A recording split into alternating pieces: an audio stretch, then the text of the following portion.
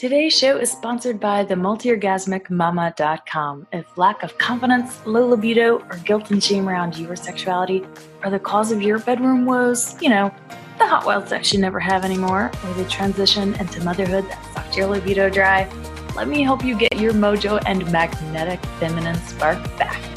Magic, miracles, total self-love, and multi-orgasmic bliss included. See you at themultiorgasmicmama.com. Welcome back, Hot Mamas. It's Tilly here. And today I have another special guest for you that I wanted to bring on. You might be wondering why I'm bringing on all of these amazing women to the podcast when I usually just get up here and start sharing different how-tos and processes to improve your sex life and your relationship. Well, the reason that I am bringing them on is to show you that when you actually do the work, when you actually say yes to yourself and show up and put in the effort, things change. That acquiring more information, learning about things, and bringing awareness to yourself are very important processes of your healing journey, but that is not the healing itself. I often struggle with the fact that I get up here and tell you all about the awareness and bring you to the realization of what problems you might have. Because I know that just being aware of your issues and your problems is not what transforms them. The thing that does is when you actually say yes and do the work. And that takes a lot of courage and heart.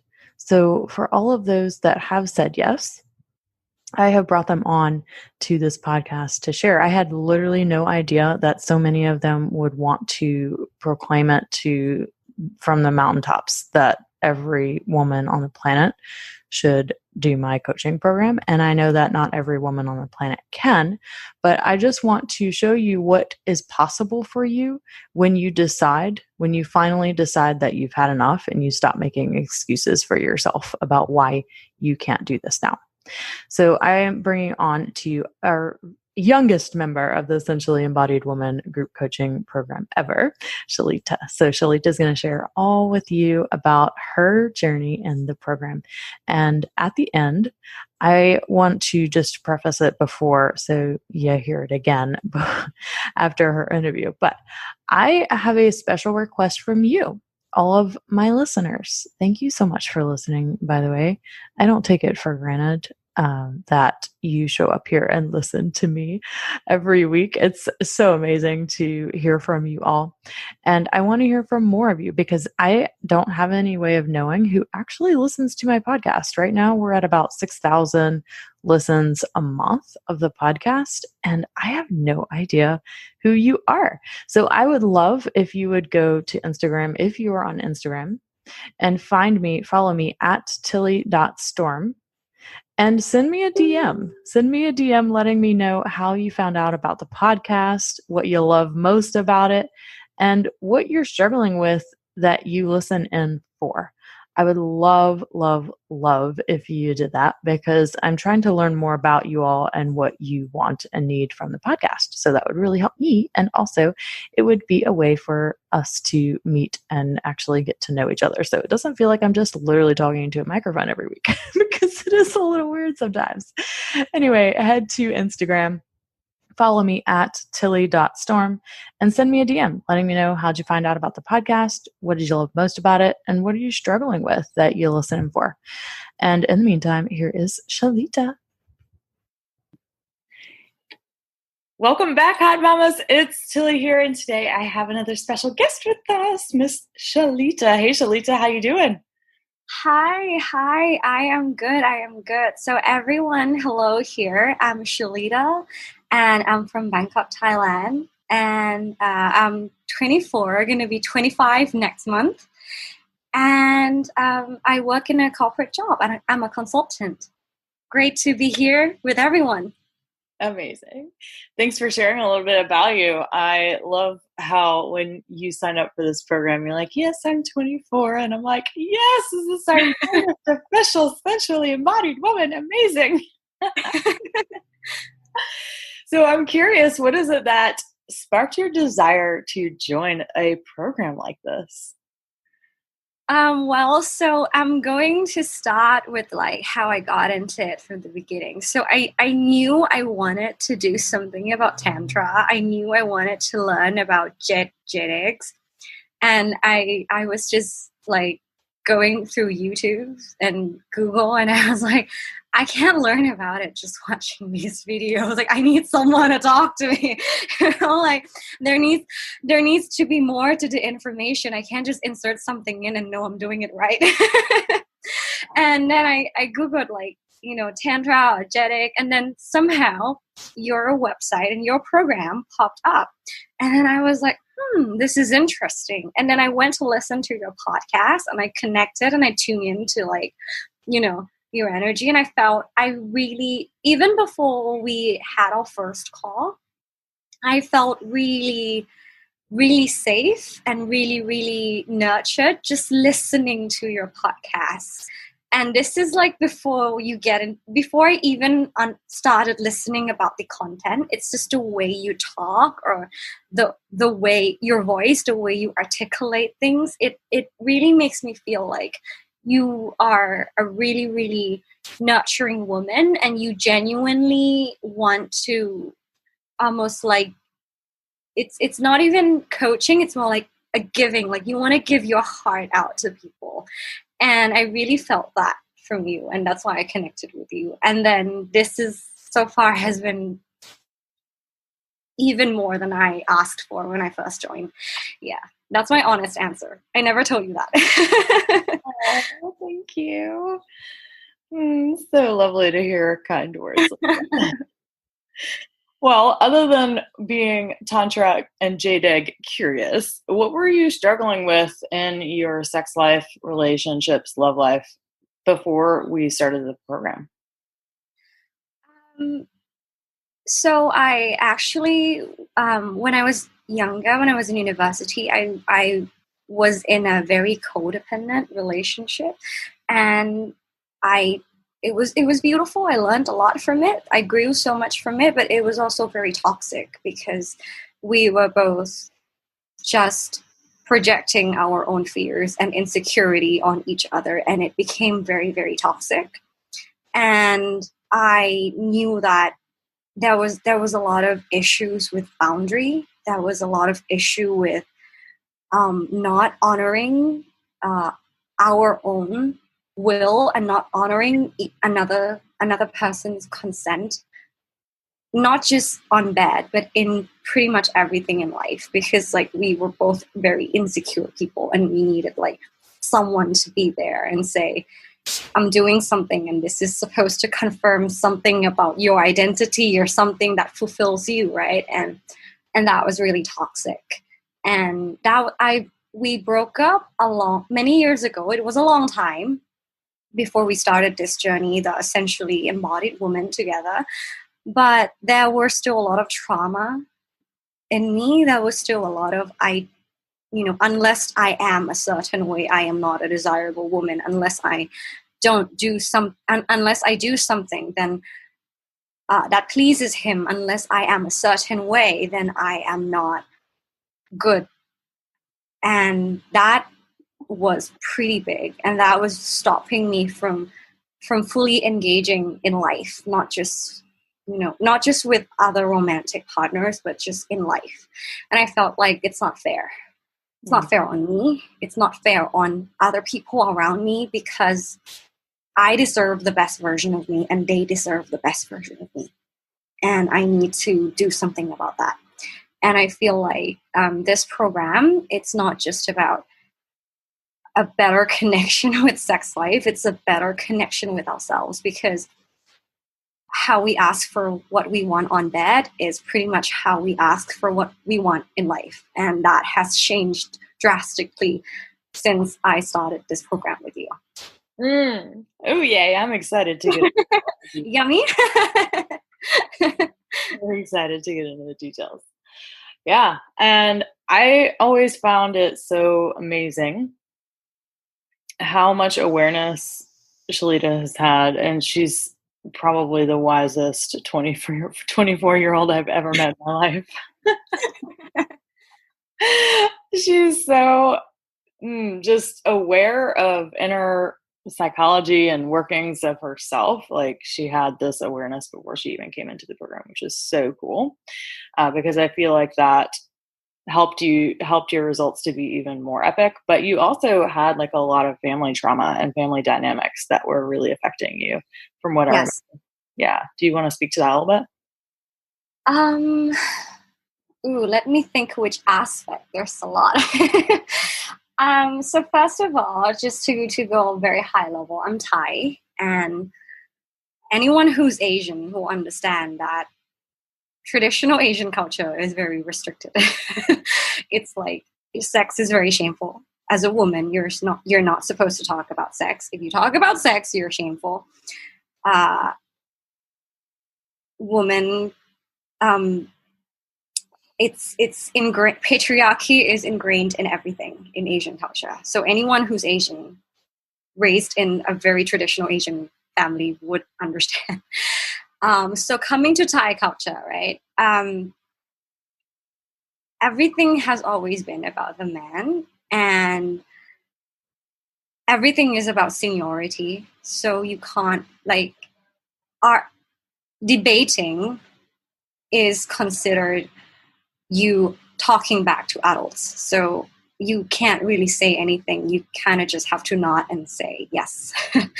and that doesn't really allow for room to grow in any way, because you're not allowed to explore anything, right? And this is not just my family. This is the culture itself. And my mother is a really what's the word to use?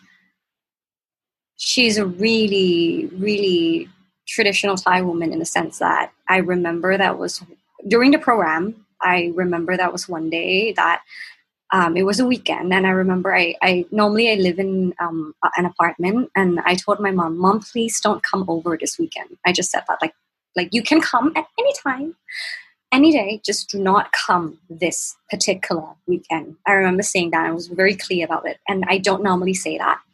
And the reason why I said that is because, I work a full-time job, and on weekends, you don't always have time to rest. Sometimes on certain weekends, you have to do chores, right? And on some weekends, you just need to rest because you work so hard during the weekdays. And there's not every weekend where I can just dedicate this to myself, doing what I want, or just fully being me and allowing myself to just rest and not have to talk to anyone. It's my time to recharge, and I don't have the luxury of having that time every single weekend. And that was the reason why I said, Mom, please don't come over. And then she came, and I was so mad. And I remember I was trying to be very reasonable, but I was really mad. And I didn't shout at first, but I did later, because she started shouting at me. But we'll go into that. I told my mom that, Mom, you're disrespecting me. This is my time. I have specifically asked for it, for you not to come. Why are you here? You are disrespecting me. And she went into she started crying, and she went in and she started shouting at me, and she started losing it. And I was like, I'm going to try to calm down. And then later I lost it as well. And she said, I gave birth to you. You came from my body. You were inside me for 9 months. How dare you talk like this to me? And I was like, Mom, I made it very clear for you not to come, and you came, and therefore you disrespecting me. I am not making any random accusations on you. There's a and I explained to her that this is my time. And then she was like, no, I am your mom, therefore you do not treat me this way. And then I remember asking her back, right? Because she's the kind of person who runs around, pleases everyone, does everything for everyone. And I asked her, so there's dad, and then there's me, and then there's grandma, and then there's cousin number 1, cousin number 2, cousin number 3, all the people you have to please. Where are you? Where the hell are you, Mom? And I remember just being very aggressive on asking that question. I was like, where the hell are you? And she couldn't answer me. And I kept asking, like, where the hell are you? Where's your 1 hour every day or 1 or 2 hours every week? Where the hell is that? That is something you need to protect. And I'm protecting mine as well. And she didn't understand that. She just said, everyone else's happiness is my happiness. And I was like, okay, Mom, that's where we differ. So you can see here that it's a culture that really values collectivism and going around pleasing everyone. And it was very hard to even, exist without being under that collectivism. It's almost like if you do not exist under some kind of system that they subscribe to, you do not exist to them at all. And it's not personal. It's not that my mom doesn't love me. It's just the system that runs in the culture. And it's on like a intergenerational level. It's not just my family. Yeah. So, yeah. Very interesting stuff. I remember that one of your biggest struggles was around being able to share your truth. Yes. With people as someone who has a truth different from your upbringing, and definitely around sexuality too, is that, your sexuality is the way that you view it as, an asset and something that you can be fully expressed in, as opposed to the culture that seeks to repress it and all this. And Yes. your boundaries. And because of your upbringing, the lack of boundaries was a big thing. So when you speak of this, I know that this was one of your huge wins, was being able to stand up to your mom and share your truth with her. Like, actually, no, this is my time. And to be able to set that boundary, that was amazing. Yes. It's something pretty new to me, and I'm still learning the different ways to navigate through this and do this. And I think one more very important thing I want to share is an experience I had with sexual harassment. And I think this can be a powerful story for a lot of other women. What happened is someone from my workplace, after dinner, we had work dinner, and he offered to send me back to my apartment. And in Thai culture, it's completely normal for friends or for someone older than you to send you home. Like, it's a completely normal thing. It's like an elderly or someone older taking care of a younger person. It's completely normal, just to put that out. And so I was like, okay, come. And then he wouldn't leave. He tried to come up to my room, and I was like, what? Wait, what? No, like, what's going on? And then I started trying to like joke around about, this and that, just to lighten up the mood, just to be funny. But he wouldn't leave. But at the time, I couldn't really speak up. Like, I was internally, do I shout at him? Do I tell him to go home? Do I, like, what do I do? Like, wait, but he's older than me. Wait, but I need to respect him. Wait, and it was all this seniority thing that came up, right? And then he started touching me and like trying to like pull me close. And I was like, wait, what? Like, what do I do? Do I just slap him? Like, wait, no, but he's someone at work. And, all these kind of like thoughts came up because I was in a culture where you're told that elder people are always right and you're not supposed to talk back. It's ingrained. It's there. It was really there. And it really showed up when I was going through that situation. Mm-hmm. And like, you can't talk back, you can't respect, and you have to respect older people. And this, this thing of like, I'm born in a very, like, my family is a very extended family. Like, I live in a house where like my cousin, like, there's 3 houses in one wall or 4 houses in one wall, and then many different cousins living together. And then you drive 10 minutes, it's another cousin's house. It's another 10 minutes, it's another cousin's house. So it's like a very extended family. And I was kind of brought up in a way that like I always had to be pleasant. I always had to be nice. If an adult wants to kiss my cheek, I need to let them, whether I like it or not.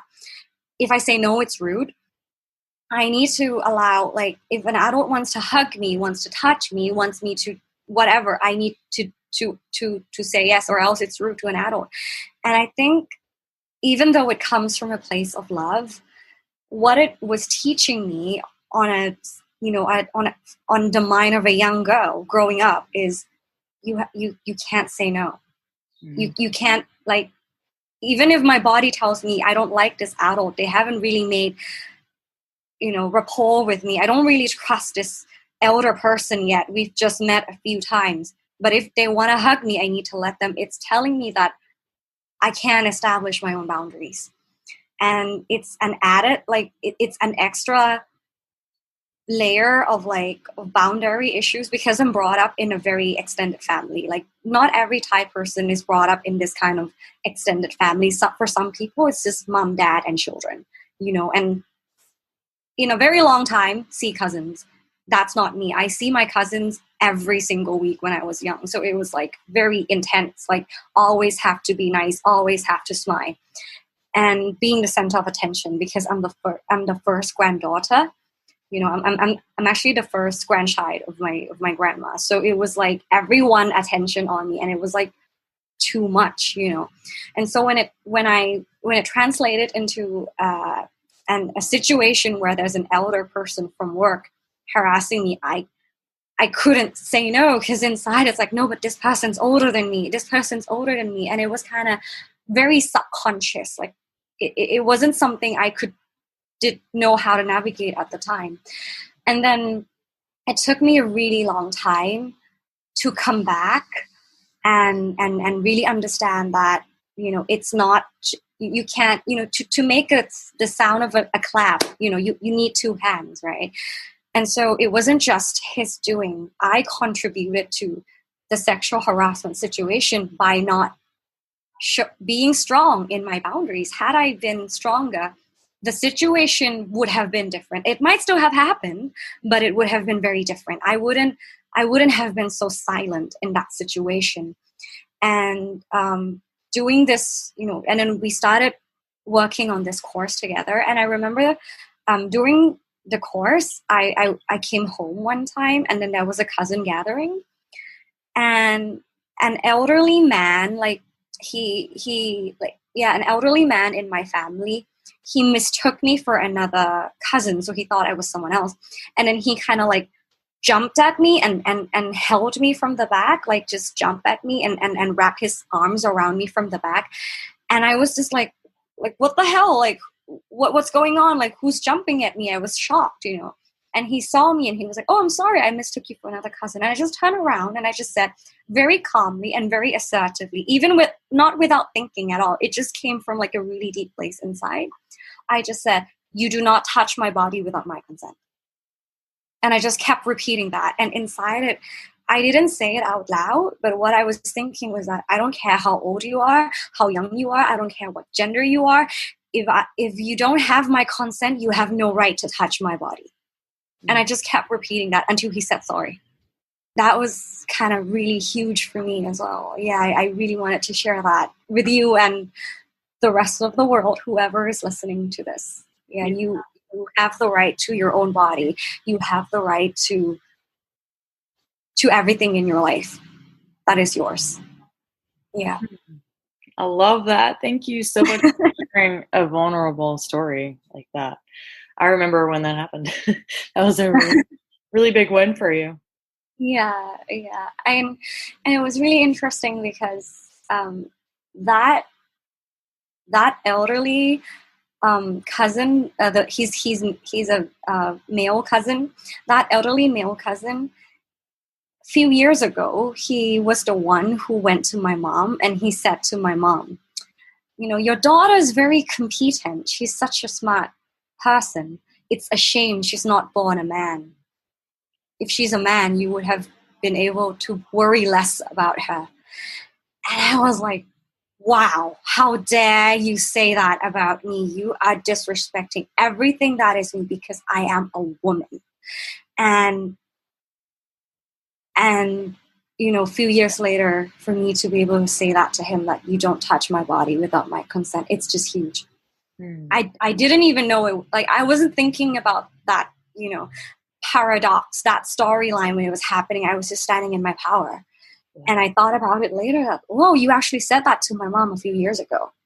You were like totally looking down on on everything that makes you you. You are looking down on your mother, you are looking down on your grandmother, you are looking down to your sisters and all your daughters and all the women that will come after you. It's just, he doesn't even know that because it's ingrained in the system. He thought it was love.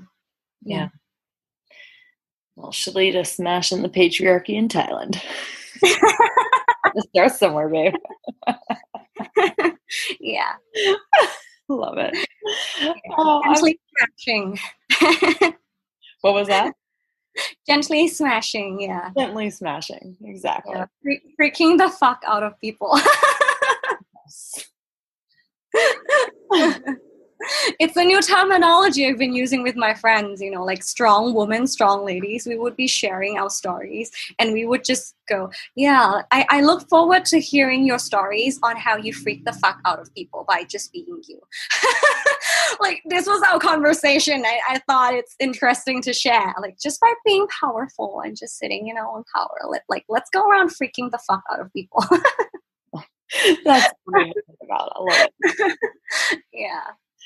Well, I'm curious what some of your biggest wins and breakthroughs were on doing the course, because I always try to explain. I had one woman tell me once that her orgasm wasn't worth $3,000. And it always perplexes me about how when you work on your sexuality, it's so much more than just sex. As y'all all have heard from Shalita so far, like, it's so much, like, she's barely even talked about sex. Yeah. I'm like totally agreeing. Like, sex is an aspect that comes with this, but it's beyond that, right? It's about you. It's about who you are and owning yourself and claiming that your sexuality fucking belongs to you and you do it for you. And if there's, you know, a man or a woman you want to share that with, that's fine. That's a bonus, but it's fucking for you. Yeah, and that's what I got to embody here in this course. So yeah, sex is a part of it, but it's way beyond that, right? Mm-hmm. At least that's how I see it for me and for my own experience. Yeah. So you were sharing with me a little before we got on about how one of your best wins from this was your inner relationship. Your relationship with yourself. So could you tell us a little bit about that? Okay. So, well, in life, there's many different aspects of us, right? There's a version of us that is the career-driven woman, and there's a version of us that sometimes just want to stay home and bake shit all day. Sometimes there's a version of us that, you know, wants to create, wants to craft, the artistic version of us, right? There's so many different versions of us. But I wasn't able to fully connect to the sensual aspect of me. It was kind of like, I know you're there, but I can't quite hear you, or I can't quite connect to you. Like, we got to build a bridge, you know, like we got to work on both sides, you know, to really connect and really communicate and work on this relationship. It's a little bit rocky, you know. So I felt like I had to repress a lot of my sensuality, a lot of my voice. And again, there's many different voices, right? There's many different versions of us, many different aspects, and there's many different voices. But the voice of my sensuality, I wasn't really able to connect and really able to hear her. And I felt like I needed to work on that. There's so many things that was inhibiting or that was repressing me. And I'm not like putting it out on everyone else and blaming the world. No, yes, there are a lot of things that are cultural, but there are also things that are mine. There's things that are my decision on how I choose to you know, the story I choose to make out of different situations in my life and how it has impacted me. And that's my own doing as well. You know, not just putting it out there and blaming it and pointing fingers there. It's a co-creation. You know, there are things that I've done upon myself as well. And I need to take responsibility for that. And I wanted to be able to hear her. I wanted to be able to understand her more. And,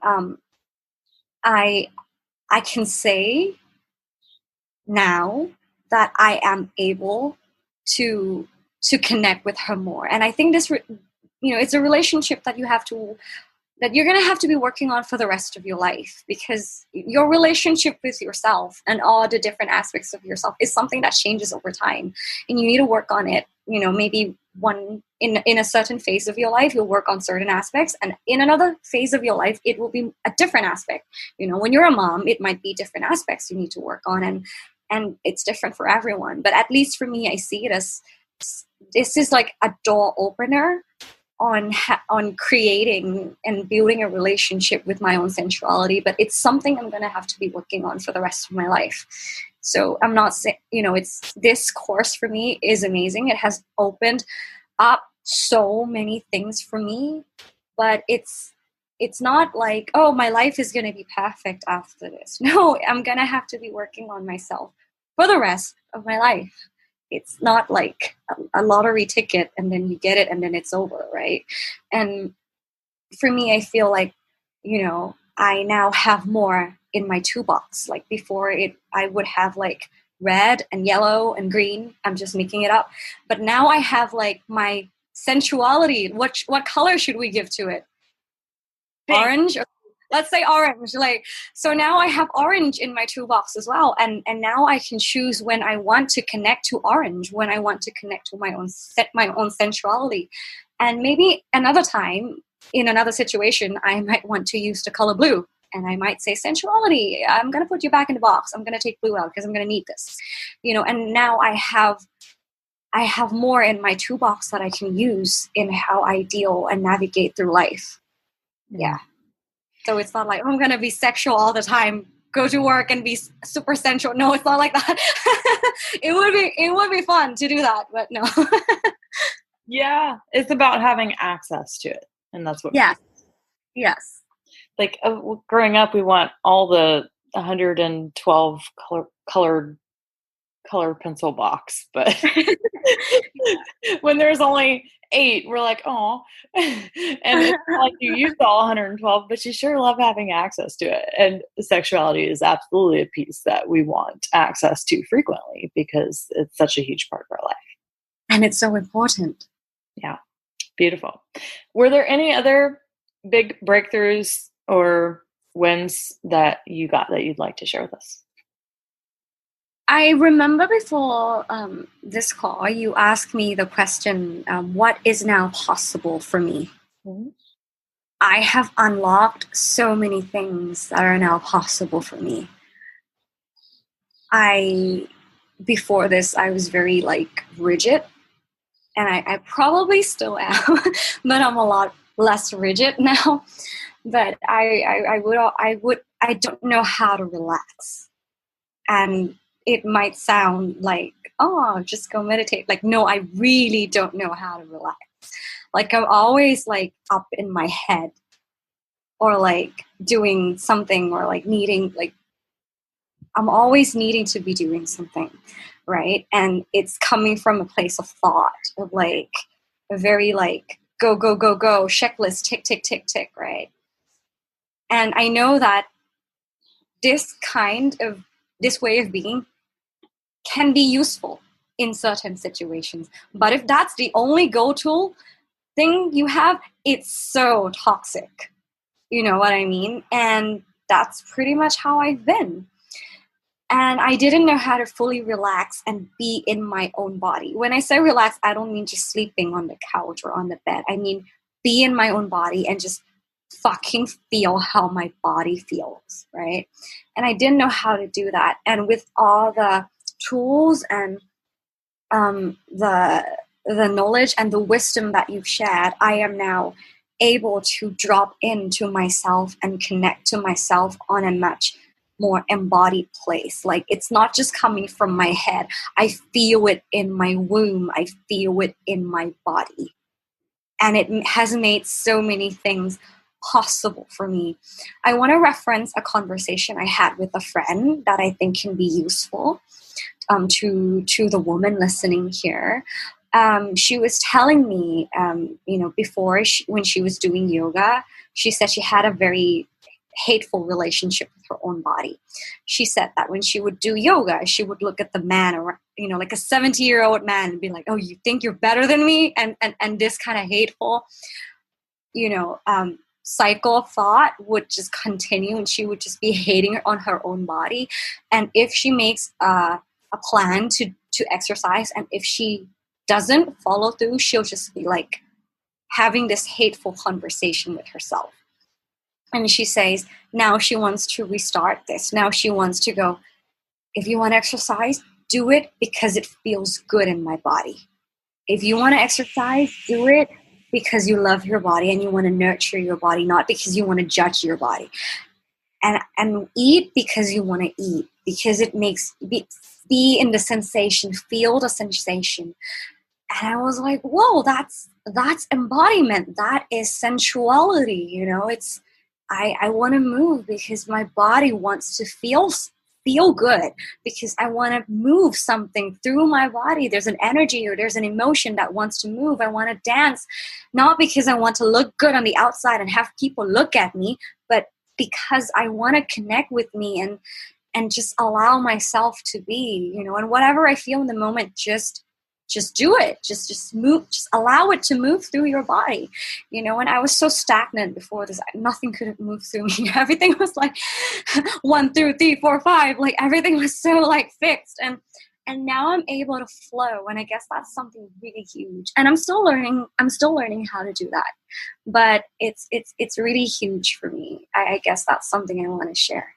And had 6 months ago, I wouldn't have understood that conversation, that specific message my friend was talking about. I would just say, no, but you need to exercise. You need to do like 1, 2, 3, 4. If you love your body, you need to do exactly as you plan out, right? Read the book. This is what the doctor says. I would have gone in that route, you know, but now I'm like, yeah, it's good to have all that information, but I'm human and I love me and I'm just going to flow.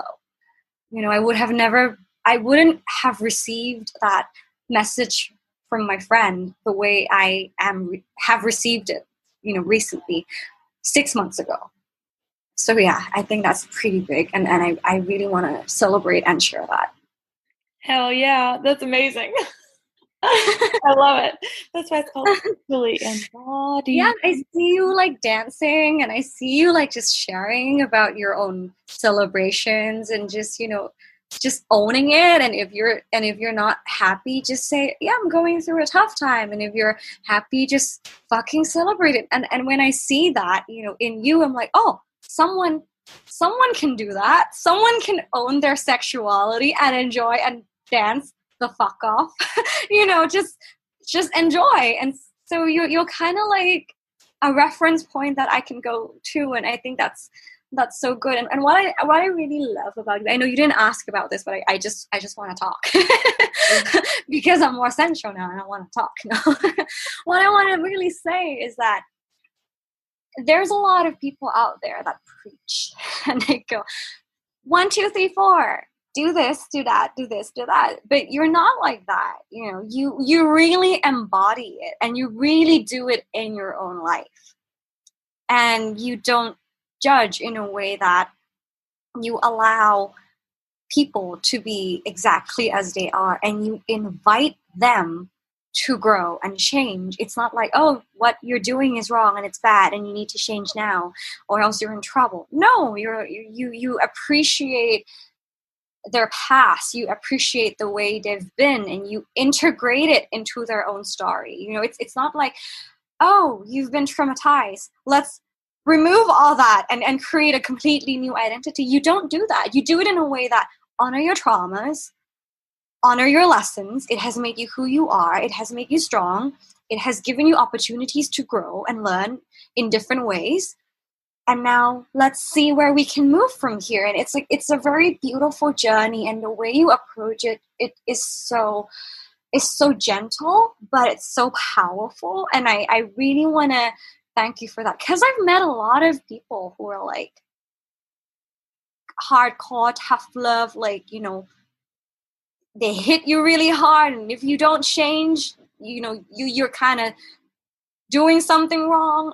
And that's not, I mean, sometimes that is needed. Sometimes that can be useful. But to do that all the time, I think it's a very hateful relationship, and I don't see you doing any of that. And I really want to thank you for that. Honestly, from I don't know, from my heart, from my womb, somewhere really deep down. I just really want to thank you for that. Yeah. Oh, you're welcome. Yeah, going to war with yourself is not beneficial in any way, shape, or form. No, not at all. Yeah. Yeah, this whole journey is about honoring where you're at and being okay with it and stopping the critical, judgy thoughts that are judging where you are right here, right now, because that's only keeping you where you are right here, right now, which is something that you don't want anymore, which is why people sign up to do stuff like this. So, got to start somewhere. Absolutely. Beautiful. And I am curious, what type of person would you recommend doing a program like this? Like, who do you see would most benefit from it? Let me really think about that. Anyone who's willing. No, it's not for anyone. No, this is not for anyone. Definitely not for anyone. This is not for everyone. This is for warriors. I'm going to be honest. This is for warrior goddesses, for women who are willing to grow, for women who are willing to say, fuck that. Let me learn, let me grow. It's going to be painful, but it's going to be worth it. Let me sit with my pain. Let me honor my pain. Let me honor my journey. Let me turn the light on and really see what I've been trying to hide.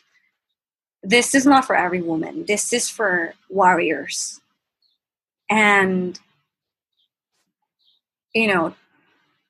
Tilly, you have so many tools and assets to share, but ultimately, you as a participant, you only get as much as you put in.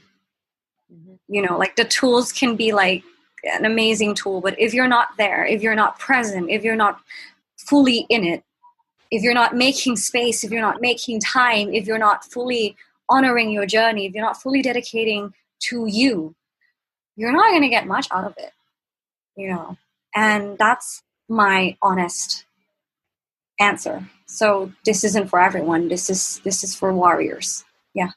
Who are willing to do the work. Yes, who are willing to do the work. Right. It's not like I can give you all this stuff in the world, but if you don't use what you're being given, then I can't help you.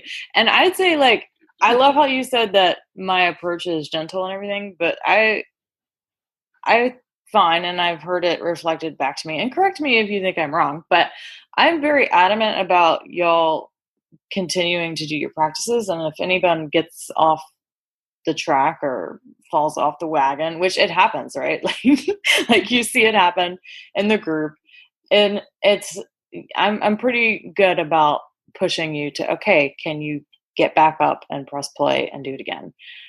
Because yes, you're going to fall off the wagon every now and then. You're not going to want to do your practices when you meet the resistance and you have fear about doing something, or you just feel freaking uncomfortable doing one of the things I'm telling you to do.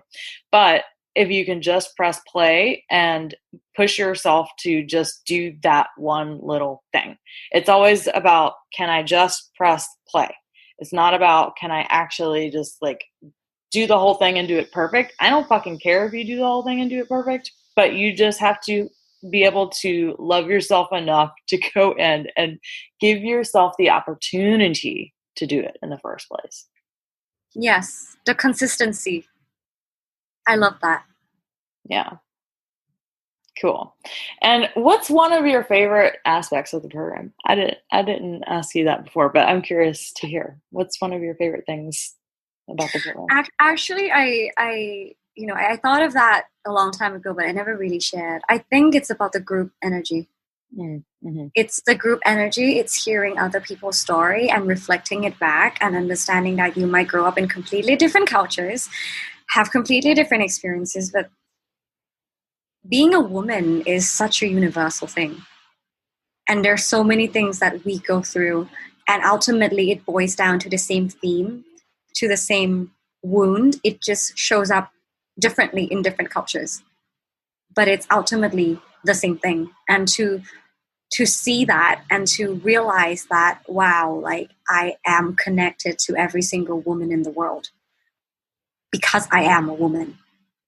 It's just so powerful. And to know that I'm not alone and other people go through it as well in their own ways. And there's other things that I haven't gone through that other people have gone through, but just to hear it from another sister, I think it's the energy of sisterhood as well, that everyone in the program is willing to work, is willing to be open, is willing to share, is willing to receive another person's story.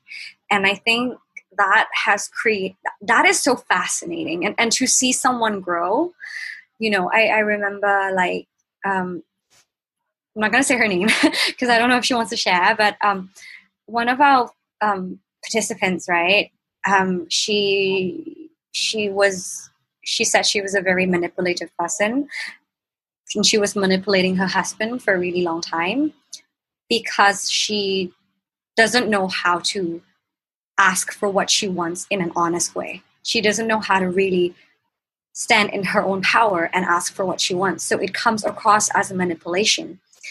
And then I remember her saying, like, with, sex, and all the partners she has had in her life, it has always been about pleasing the man. There was never once a time she has done it for herself, for her own pleasure, for her own body. And I don't know what she did. I don't know. I really don't know what she did, but it was throughout the course. In another group call, her face was literally glowing. Like, and I wasn't even on that call. I was watching a replay, but her face was literally glowing. And I was like, what the hell did you do?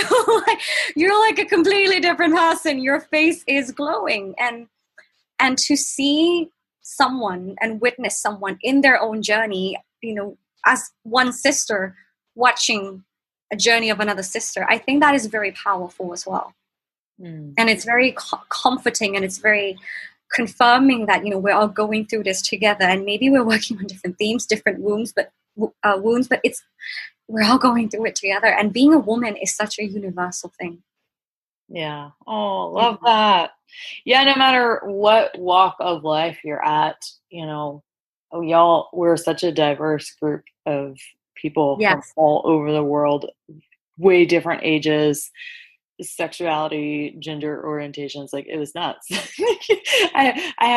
run the gamut in this group program. Yeah. Like, so cool, because even though you're vastly different for many reasons, it's all the same. It's all the same. Yeah. Mm-hmm. Yeah. We have like an American and an Australian and an Asian and a European. It's so diverse. Yeah. Amazing. Awesome. Well, thank you so much for joining us and sharing your story of your Sensually Embodied Woman journey. I'm so excited for you and for all that's possible for you, Shalita. And I really appreciate you coming on and sharing your story with the world. So thank you. Thank you for just being you. Thank you for creating this platform, whether it's the program or whether it's this podcast, you're creating, a platform for women to really embody their own sexuality and own their power. And I thank you so much for that. Thank you. You are changing the world just by being you. Thank you. All right. Awesome. Thank you, babe. Thanks so much for listening, Hot Mamas. Quick reminder, go find me on Instagram if you're on Instagram at tilly.storm. Send me a direct message and let me know just a couple things. How did you find out about the podcast? What do you most love about it? And what are you struggling with that you listen in for? I would love to know. And I would just love to get to know more about you and my listeners in general. All right. See y'all next week. Bye.